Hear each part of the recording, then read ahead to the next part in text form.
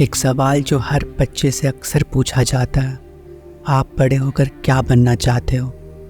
और उस बच्चे का जवाब वही होता है अगर उससे ये पूछा जाए कि उसे क्या करना सबसे ज़्यादा पसंद है। क्योंकि बच्चों के लिए जो मायने रखता है वो बस आज है।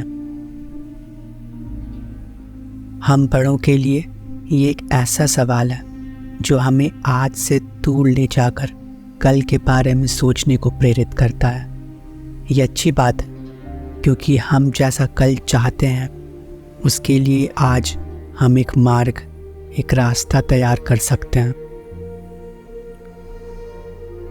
ऐसा कब होता है कि हम रुककर अपने आप से ये कहते हैं कि हमें जो बनना था, जो करना था, वो सब हम कर चुके? कभी नहीं, क्योंकि कुछ बनने का जो प्रोसेस है, जो प्रक्रिया है, वो हमेशा ही चलता रहता है, हर रोज़ विकसित होता रहता है। ये ऐसा है जैसे मानो हम अपने सामने कई सारे पहाड़ देखते हैं और सोचते हैं कि उस पहाड़ के ऊपर से दुनिया कितनी खूबसूरत दिखेगी। फिर हम कई साल मेहनत करके, कई कुर्बानियाँ देके उस पहाड़ पर चढ़ते हैं और चारों तरफ देखते हैं। हमें अब भी सब कुछ वैसा ही दिखता है, हर चीज़ वैसा ही महसूस होता है। क्यों? हम अपने आप से पूछते हैं। तभी दूर कहीं हमें एक और पहाड़ दिखता है। वो है सही पहाड़ जिस पर चढ़कर हमें खुशी और संतुष्टि मिलेगी, हम अपने आप से कहते हैं। और फिर एक बार सालों मेहनत करके हम इस पहाड़ से उतरकर उस पहाड़ तक का सफ़र तय करते हैं, जो एक और बिजनेस, कोई एग्ज़ाम, जॉब, फाइनेंशियल गोल या रिलेशनशिप हो सकता है।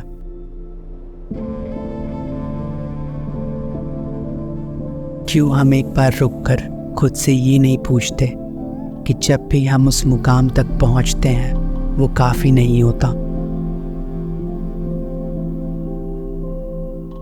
1953 में हंटर एस थॉमसन से उनके एक दोस्त सलाह मांगते हैं।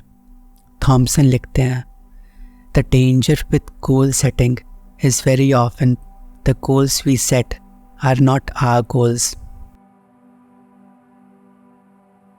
निराश और परेशान रहने का सबसे आसान और कारगर तरीका है दूसरों के रास्तों को अपना समझना, दूसरों के लक्ष्य को अपना मानना।